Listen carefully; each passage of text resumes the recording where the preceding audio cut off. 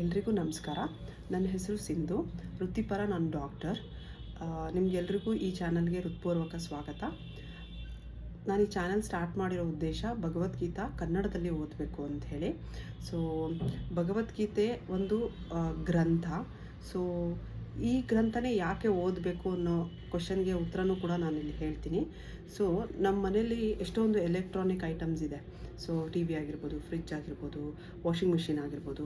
ನಾವು ಪ್ರತಿ ಸರಿ ಯಾವುದೇ ಒಂದು ವಸ್ತುನ ಎಲೆಕ್ಟ್ರಾನಿಕ್ ಐಟಮ್ಸ್ನ ನಾವು ಪರ್ಚೇಸ್ ಮಾಡಿದಾಗ ಅದ್ರ ಜೊತೆಗೆ ಮ್ಯಾನ್ಯುಯಲ್ ಅಂತ ಕೊಟ್ಟಿರ್ತಾರೆ.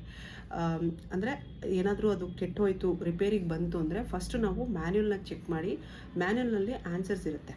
ಸೊ ಆ ಕ್ವಶನ್ ನಿಮ್ಮ ತೊಂದರೆ ಆಗಿರೋದಕ್ಕೆ ಉತ್ತರ ಇರುತ್ತೆ, ಅದನ್ನು ನೋಡಿಕೊಂಡು ಸರಿ ಮಾಡಿಕೊಂಡು ಮತ್ತೆ ಯೂಸ್ ಮಾಡಿಕೊಳ್ಳಿ ಅಂತ. ಸೊ ಅದೇ ಥರ ಭಗವದ್ಗೀತೆ ಕೂಡ ನಮ್ಮ ಜೀವನಕ್ಕೆ ಒಂದು ಮ್ಯಾನ್ಯಲ್ ಇದ್ದ ಹಾಗೆ. ಸೊ ಏನೇ ನಾವು ತಪ್ಪು ದಾರಿಲಿ ನಡೀತಾ ಇದ್ದೀವಿ ಅಥವಾ ನಾವು ಯಾವ ದಾರಿಲಿ ಹೋಗ್ತಿದ್ದೀವಿ ಅನ್ನೋ ಕ್ವಶನ್ಸ್ ನಮಗಿರುತ್ತೆ, ಅಥವಾ ನಾನು ಎಲ್ಲಿದ್ದೀನಿ ಅಂತ ನನಗೆ ಗೊತ್ತಾಗ್ತಿಲ್ಲ ಅಂದಾಗ ನಾವು ಈ ಭಗವದ್ಗೀತೆನ ಓಪನ್ ಮಾಡಿ ತಿಳ್ಕೊಳ್ತಾ ಹೋದರೆ ನಮಗೆ ಅರ್ಥ ಆಗ್ತಾ ಹೋಗುತ್ತೆ. ನಾವು ಯಾಕೆ ಇಲ್ಲಿದ್ದೀವಿ, ನಾವು ಹೇಗೆ ಇಲ್ಲಿಗೆ ಬಂದ್ವಿ, ಅಥವಾ ನಾವು ಹೇಗೆ ಮುಂದುವರಿಬೋದು ಅಂಥೇಳಿ. ಸೊ ನಾನಿಲ್ಲಿ ಯಾವುದೇ ಥರದ ಪಾಠವನ್ನಾಗಲಿ ಅಥವಾ ಉಪನ್ಯಾಸವನ್ನಾಗಲಿ ಕೊಡಲಿಕ್ಕೆ ಇಷ್ಟಪಡೋದಿಲ್ಲ. ಸೊ ಹೇಗೆ ಪುಸ್ತಕದಲ್ಲಿ ಭಗವದ್ಗೀತೆ ಪುಸ್ತಕದಲ್ಲಿ ಇದೆಯೋ ನಾನು ಹಾಗೇ ಓದಲಿಕ್ಕೆ ಇಷ್ಟಪಡ್ತೀನಿ.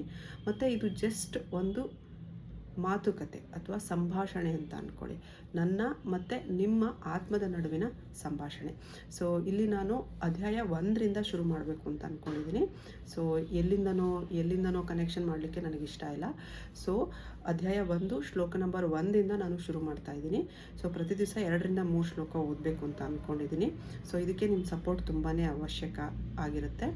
ಜೊತೆಗೆ ಲಿಂಕ್ ನಿಮಗೆ ಕರೆಕ್ಟಾಗಿ ಸಿಗಬೇಕು, ಕನೆಕ್ಟಿವಿಟಿ ಸರಿಯಾಗಿ ಸಿಗಬೇಕು ಅಂದರೆ ಸಬ್ಸ್ಕ್ರೈಬ್ ಮಾಡ್ಕೋಬೇಕಾಗುತ್ತೆ. ಪ್ಲೀಸ್ ಸಬ್ಸ್ಕ್ರೈಬ್ ಮಾಡ್ಕೊಳ್ಳಿ.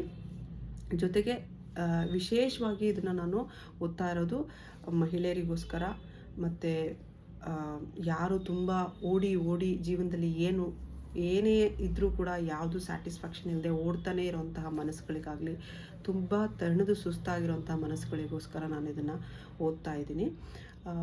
ಇದರಿಂದ ನಿಮಗೆ ನಿಮ್ಮ ಜೀವನದಲ್ಲಿ ನೀವು ಎಲ್ಲಿದ್ದೀರಾ ಅನ್ನೋ ಪ್ರಶ್ನೆಗೆ ಉತ್ತರ ಕೂಡ ಸಿಗುತ್ತೆ. ಎಷ್ಟೋ ಜನ ಭಗವದ್ಗೀತೆ ಅಂದರೆ ಜಸ್ಟ್ ಇದೊಂದು ಯುದ್ಧದಲ್ಲಿ ನಡೆಯುವಂಥ ಒಂದು ಕತೆ. ಅರ್ಜುನ ಯುದ್ಧ ಮಾಡಲ್ಲ ಅಂತ ಹೇಳಿದಾಗ ಕೃಷ್ಣ ಅವನಿಗೆ ಭಗವದ್ಗೀತೆ ಎಕ್ಸ್ಪ್ಲೇನ್ ಮಾಡಿ ವಿಶ್ವರೂಪ ತೋರಿಸ್ಬಿಟ್ಟು ಯುದ್ಧ ಮಾಡಿಸ್ತಾ ಅನ್ನೋದು ಮಾತ್ರ ಗೊತ್ತಿದೆ. ಆದರೆ ತುಂಬ ಜನಕ್ಕೆ ತುಂಬ ತಿಳ್ಕೊಳ್ಳೋದು ಈ ಪುಸ್ತಕದಲ್ಲಿ ತುಂಬ ಇದೆ. ನಮ್ಮ ಪ್ರತಿದಿನದ ಜೀವನದ ಏನು ಬದಲಾವಣೆಗೆ ಇದು ತುಂಬಾ ಹೆಲ್ಪ್ ಆಗುತ್ತೆ.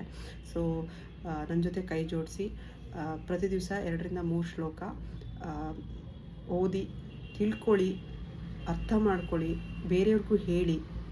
ಇದರಿಂದ ತುಂಬ ಜನಕ್ಕೆ ಹೆಲ್ಪ್ ಆಗುತ್ತೆ. ನಾಳೆಯಿಂದ ನಾನು ಇದನ್ನು ಸ್ಟಾರ್ಟ್ ಮಾಡಬೇಕು ಅಂತಿದ್ದೀನಿ. ದಯವಿಟ್ಟು ಸಪೋರ್ಟ್ ಮಾಡಿ. Thank you. ಹರೇ ಕೃಷ್ಣ.